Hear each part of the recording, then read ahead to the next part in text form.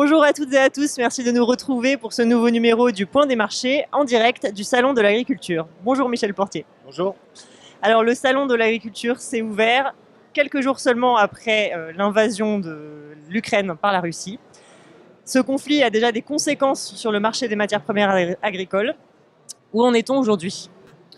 Les cours sont en train de flamber, notamment sur deux produits principaux, on va dire le blé, le maïs. J'ai envie de dire trois produits principaux parce qu'il y a les prix du tournesol aussi qui sont en train de flamber.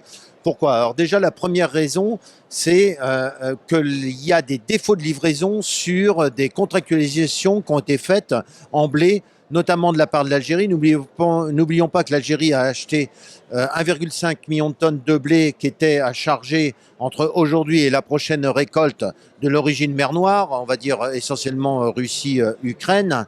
Et n'oublions pas que l'Égypte a aussi contractualisé 480 000 tonnes de blé, origine aussi Russie, Ukraine. Or, très clairement, ces origines, on ne voit pas comment elles vont pouvoir être chargées compte tenu du contexte actuel, du contexte géopolitique.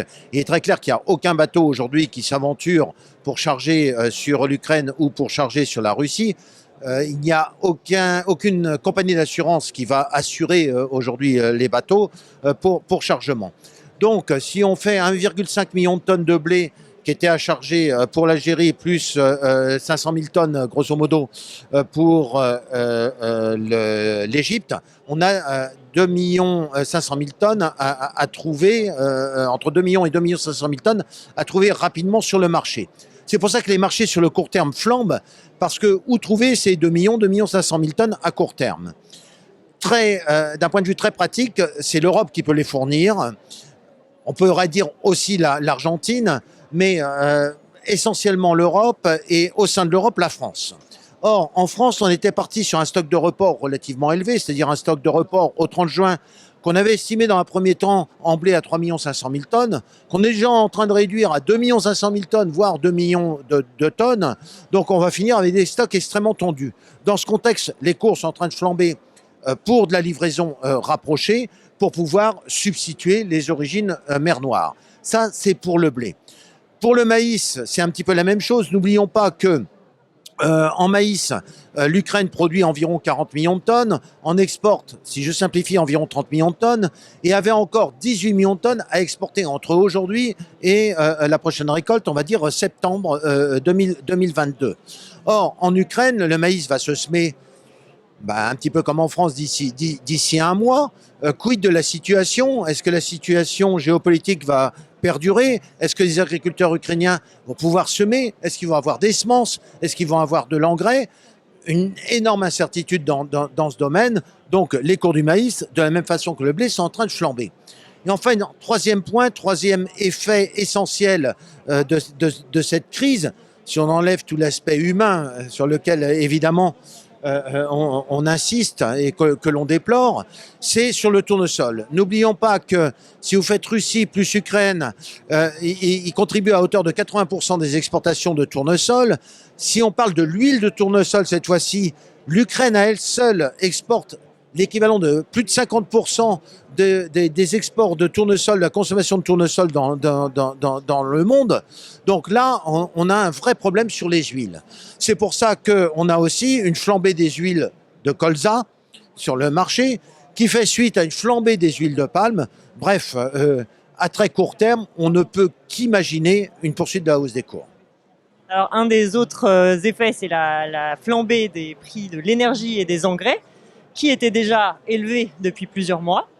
Alors est-ce que ces prix élevés ont déjà eu des répercussions sur les assolements en France ? Et est-ce qu'on peut imaginer que la perspective de prix qui vont être maintenus élevés va avoir des conséquences sur la prochaine campagne 2023 ?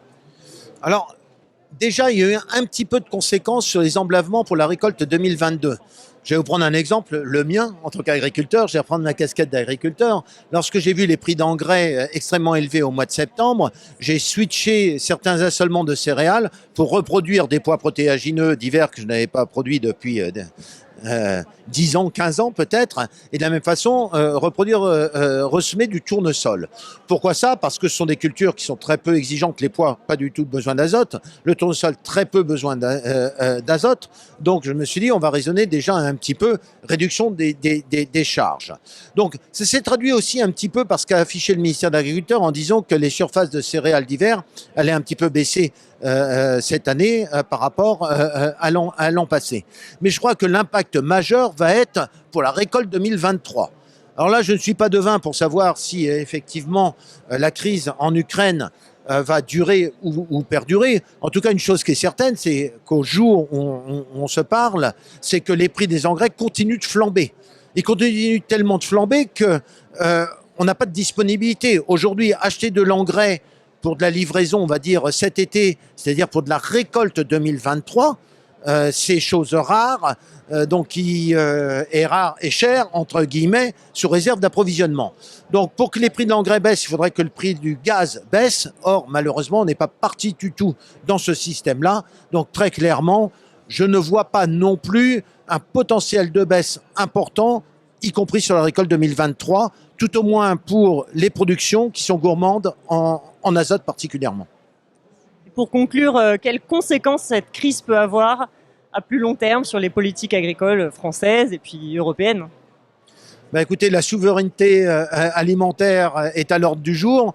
On l'avait un petit peu oublié parce que on vit en Europe dans un monde un petit peu de nantis, excusez-moi l'expression, c'est-à-dire que on pense qu'à une chose, c'est manger bien, bon, etc., pas d'impact sur la planète. Je suis tout à fait d'accord. N'oublions pas les dizaines de personnes qui meurent toutes les minutes dans le monde de faim.